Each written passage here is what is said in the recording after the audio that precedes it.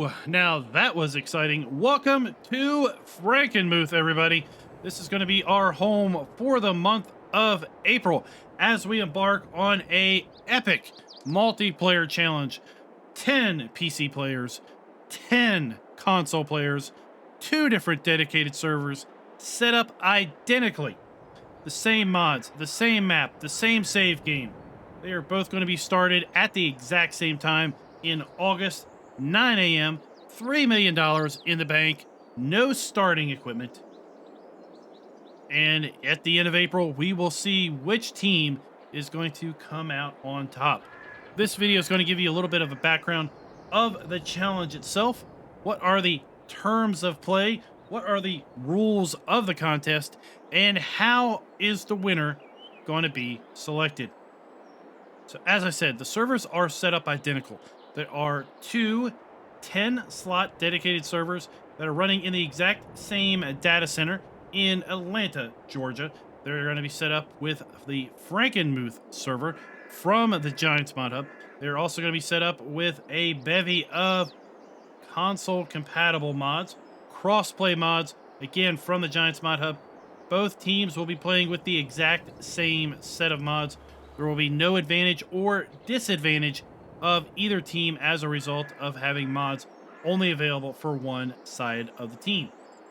Servers are going to be running for 24/7, barring the need to do any sort of server restarts in order to update mods should any of the mods get updated during the contest. The contest is going to start April 1st. That is going to be this Friday, April 1st at noon Eastern Time. That is when I'm going to kick off both servers. The way the servers are going to be set up is going to be like this. We are going to be running with the seasonal growth disabled. So there will be no seasonal growth, which means that there will be no crop withering that is going to be in effect. We're going to run at 2 times clock speed. These servers, as I said, are going to be running 24/7. So 2 in-game days are going to pass for every real day. And there is going to be a 4-day month set up. So even though we have the crop growth calendar disabled, we're still running multiple day months, 4-day months. So in essence, for every 2 real days, 4 days is going to pass on the server. Therefore, every other day, we're going to have a whole different month to contend with. Players or teams may fast forward time should they need to. So sleeping is allowed. The seasonal visuals are going to be locked to July, so we will have the same visual looks throughout the entire year. We're not going to have kind of harvesting in the dead of winter, and we're not going to be planting in the deep, autumn weather, for example. We are running on hard economy. Hired help is disallowed. No one is allowed to hire a helper. Stones are going to be turned on. Weeds are turned on. Lime is turned on. Plowing is turned on. Crop destruction is turned on. And fuel usage is going to be set to high. So we all know from watching my live streams how I end up running out of fuel fairly quickly with high fuel usage set up. So that is going to be something all the teams are going to have to deal with. And that is keeping track of fuel levels and making sure that their vehicles do not run out of fuel. Teams must maintain a minimum number of animals based on the starting values, and we do have animals here on Frankenmuth. Now, I know that this map does not have animals in its default configuration, but I have gone through here and added some. In fact, you can see here we have 25 cows. We also have 15 chickens here at the main farm. I have added a whole new area over here for pigs, and we start out with 25 pigs, and we also start out with 25 sheep. So while the teams can add animals, teams can move the animals, teams cannot have less than 25 pigs, 25 sheep, 25 cows, or 15 chickens at any duration during the challenge. We must maintain at least a minimum number of those animals. Silage bales can only be used for feeding. While there isn't a BGA on this map, we do have the modular BGA enabled, so we can place down a BGA, but only silage bales can be used for feeding. We cannot make silage bales and then sell them, nor can we make silage bales and feed them to the biogas plant should we put one down. If we do make use of the biogas plant, we must use a standard silage bunker in order to produce that silage and feed it. Forestry is flat out banned on the map. The reason for that is all of the challenges that I have ever been involved in have always ended up into which team can cut the most trees, which team is most effective in deforestation of the map. But forestry is absolutely banned on this map with one minor exception. And that is going to be if the teams have run into troublesome trees, they are allowed to use a mulcher to remove those troublesome trees. The reason they're allowed to use a mulcher is because, well, a mulcher is not going to give them a single penny of profit as a result of getting rid of that troublesome tree. So problem trees can be removed with mulchers, but that is the complete and utter extent of the forestry that is allowed on this map. There is no starting equipment. Teams must decide what they are going to buy at the start, and teams are given with $3 million of starting money to buy land and buy machines for their team at the start. Mods, as I said, are identical across both servers. Mods must be crossplay compatible. Mods will not be added once the contest starts. So right now, both teams are in what I call a dry run testing phase. Mods can be added during this dry run testing phase, but as of April 1st, noon Eastern Time, the contest is officially started. Mods cannot be added regardless of what comes out in the Giants mod hub. Mods that are enabled can be updated because I do realize that console players may or may not have the choice to update mods because of maybe other game saves that they are playing in. PC players have the ability of changing out mod folders, but console players do not. So we are going to update mods should they need to be updated during the contest, but that is the only change that we are going to see as far as mods during the month of April. The DLCs are disabled, so that would be the pre-order bonus as well as the Antonio Cario pack. No mowing of painted grass. So the only grass that we can mow is grass that we plant and grow. All loans must be paid off at the end of the contest, or your loan balance will be taken out of your final bank balance. Land and production can be purchased, but cannot be sold. So if you buy a plot of land, there is no field flipping allowed. You will be required to keep that plot of land for the entire duration of the challenge. Active production is going to be based on the is enabled equals true, and if there are enough raw materials in the production for that production to be active. That is a key point because the amount of active production is going to be part of how we are going to be keeping score on the challenge. In the event of a tie, the team with the least number of days passed wins the game tiebreaker. So as I said, teams can sleep through the night. But if it comes down to a tie, the team that has gone through the least number of days will win. Save games will be pulled at the same general time every Saturday. So on Saturday the 9th, 16th, and 23rd, as well as midnight Eastern, May 1st, we will pull the save games in order to tabulate weekly totals and then the final total points. And the plan is to announce the winning team on May 1st. Now, let's take a look at the map and see what our starting conditions look like. Looking at the PDA and looking at the lands, you're going to see that we own a few more pieces of property. then we start out in a standard save game. So we own the plot of land up here. That is where I have the sheeps. We own this plot of land, which is where I built out that little pig farm. We also own fields 3, 4, 14, 12, 11. We own the grass plot that is across from the main farm. That is where our cows are positioned. And we own the main farm itself, which is also where our chickens are located. Teams cannot sell any of this land. They can sell buildings on the land, but they cannot sell the land itself. Also, any land that is purchased during the contest must be maintained throughout the contest. Therefore, we are discouraging field flipping. Now let's run down how points are going to be calculated for each team.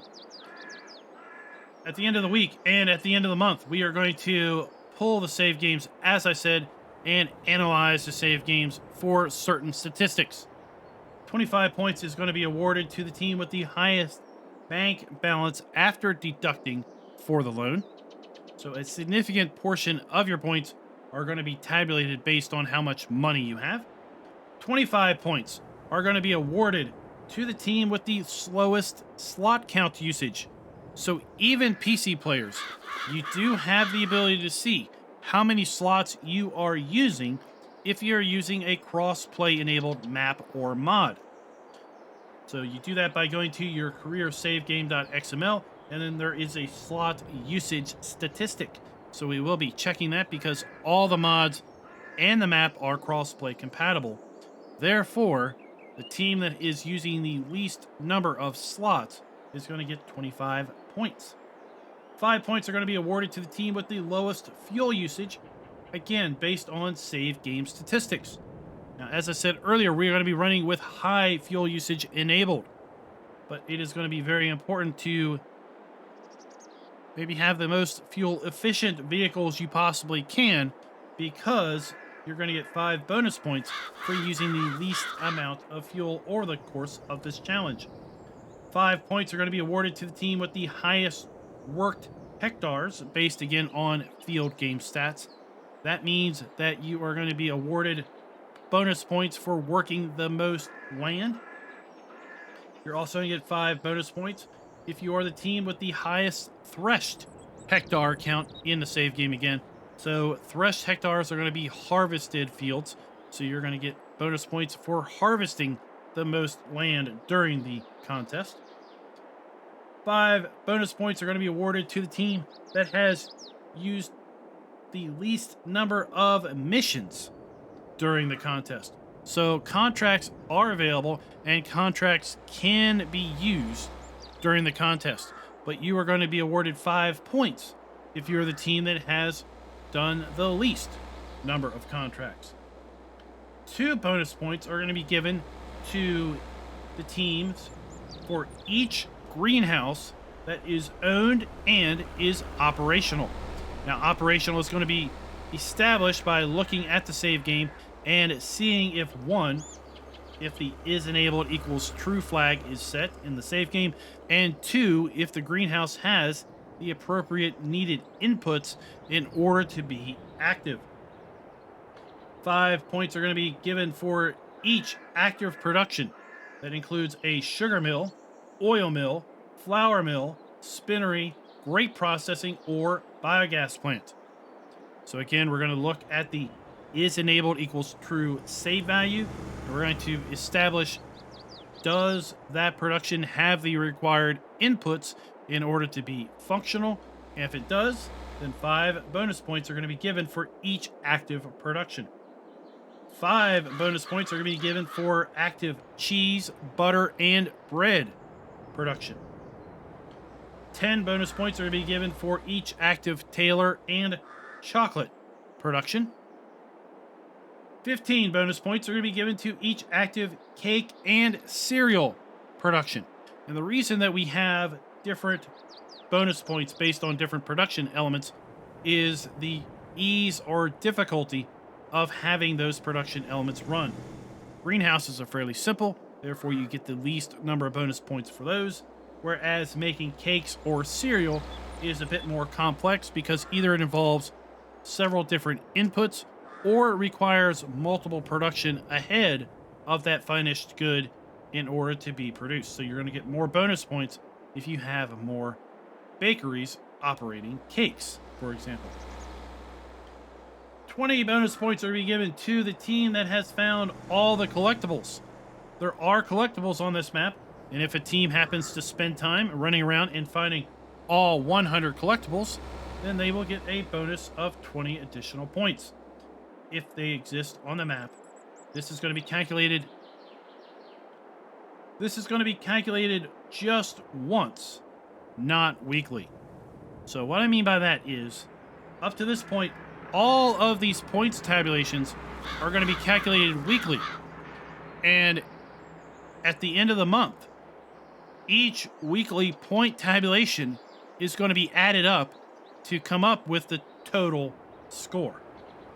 Okay? So it's not that we're looking at each week in an hour in a sandbox, and then at the end of the month, again in a sandbox. Oh no. The points are additive. So the points you earn in week 1 on Saturday, April 9th, on April 16th, on April 23rd, they're going to be added to the points that you have earned on May 1st for the total point calculation. Now there is a wild card. 20 points are going to be given to the team that has passed the least number of days in the game at the event conclusion. This is going to be calculated by looking at the current day statistic in the environment.xml file in the save game.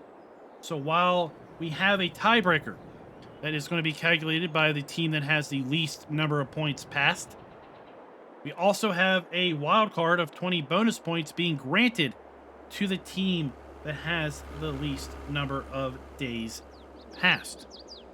So the 20-point wild card could put that team in a tie, and then the fact that they got those wild card points, that is then going to put them over the edge, and they are going to win. So guys, that is the terms of play. That is the rules of the contest. I hope you all have gotten some interest in this challenge and are going to be following along both on my YouTube channel as we cover the PC players side and on Driver 53's channel as he is going to be covering the console player side.